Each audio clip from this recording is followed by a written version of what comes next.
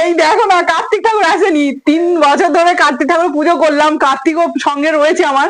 তার সাথে আবার দেখো সখী লক্ষ্মী ঠাকুর নিয়ে চলে এসছে, মানে সখী মনে হয় এটা, সখী বলে সখী। আচ্ছা সখী নিয়ে এসছে, দেখো কি অবস্থায়।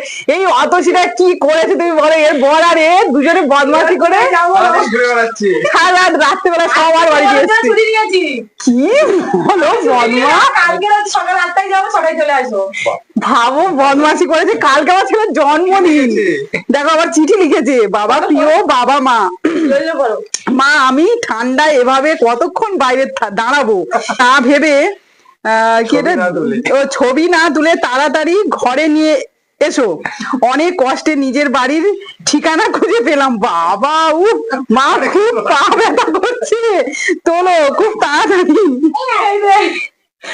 ধরে নিয়ে চলো। তারা যেন আমার জন্য খাবার নিয়ে আসে, আর আগামী 16ই নভেম্বর সবাইকে বাড়ির থেকে 10 জনকে পেট ভরে খাওয়াবে। তাড়াতাড়ি সবাইকে ফোন করে আমাদের বাড়ি আসার নিমন্ত্রণ করে দাও। আর বাবা যারা আমার বাড়ি চিনতে সাহায্য করেছে তাদের 1001 টাকা ঠাকুরটা একটু পড়ে গেছে, ও পড়ে গেল। হ্যাঁ, ও কোনো অসুবিধা নেই।